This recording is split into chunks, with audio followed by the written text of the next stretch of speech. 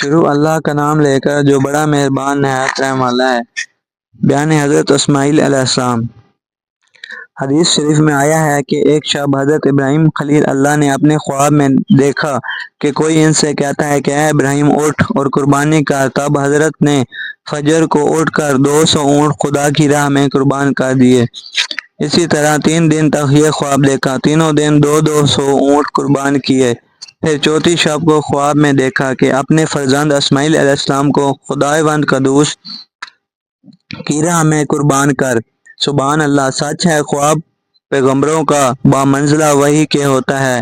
ایک روز فجر کو نیند سے بیدار ہو کر حضرت سائرہ خاتون سے کہا، آج مجھ کو خواب میں حکم ہوا ہے کہ اپنے فرزند کو خدا کی راہ میں قربان کر دو، لہٰذا میں اس حکم خدا بندی کو بجا لانے کو تیار ہوں۔ حضرت سائرہ خاتون نے کہا، بہت اچھا، اپنے فرزند لخت جگر کو خدا کی راہ میں قربان کرو۔ اس گفتگو کے بعد فوراً ہی حضرت ابراہیم علیہ السلام اپنے شتر پر سوار ہو کر حضرت حاجرہ کے پاس جا پہنچے، اور اس وقت حضرت اسماعیل علیہ السلام کی عمر 9 برس کی تھی۔ حضرت ابراہیم علیہ السلام نے حضرت حاجرہ سے فرمایا کہ اسماعیل کے سر میں کنگھی کر کے، اور اس کے بعد مشک و عنبر سے خوشبودار کر کے، اور آنکھوں میں سرما لگا کر اور پاکیزہ کپڑے پہنا کر میرے ساتھ دعوت میں بھیج دو، میں اسے اپنے ساتھ دعوت اللہ میں لے جاؤں گا۔ اس حکم کو سن کر حضرت حاجرہ نے ان کو خوب اچھی طرح نہلا دھلا کر اور پاکیزہ کپڑے پہنا کر کہا کہ تم آج اپنے باپ کے ساتھ ضیافت میں جاؤ۔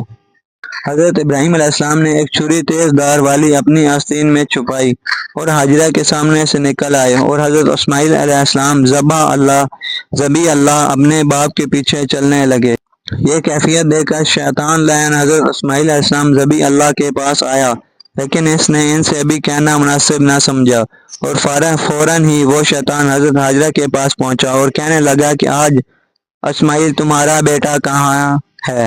حضرت حاجرہ نے اس سے کہا کہ آج وہ اپنے باپ کے ہمراہ ایک ضیافت میں گیا ہے۔ شیطان نے کہا کہ افسوس، اس بیچارے کو تو اس کا باپ ذبح کرنے کو لے گیا ہے۔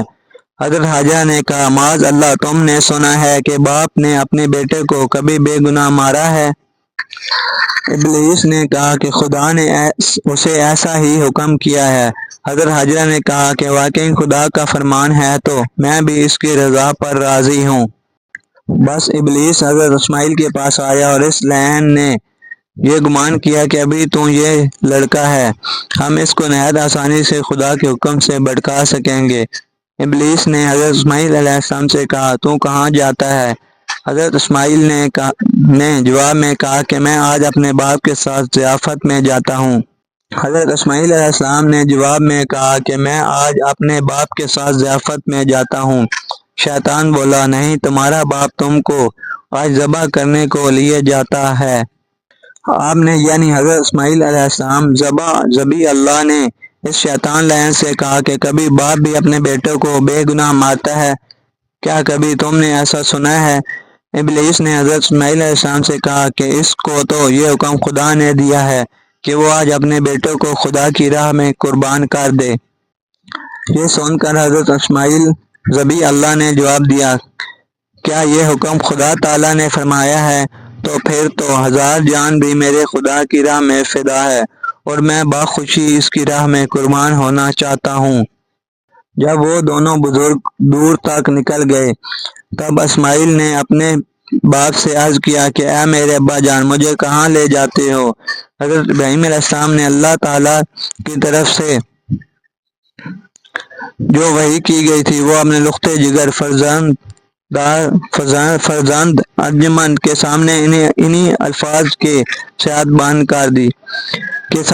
کر دی۔ کول ترجمہ: پھر جب وہ اچھی طرح چلنے پھرنے کے قابل ہوئے تو باپ نے اپنے لخت جگر سے فرمایا، اے بیٹے میرے، میں نے خواب میں دیکھا ہے کہ میں تجھ کو ذبح اللہ کے راستے میں کر رہا ہوں، بس اے بیٹے میرے، مجھے بتا دو تمہاری اس میں کیا رائے ہے؟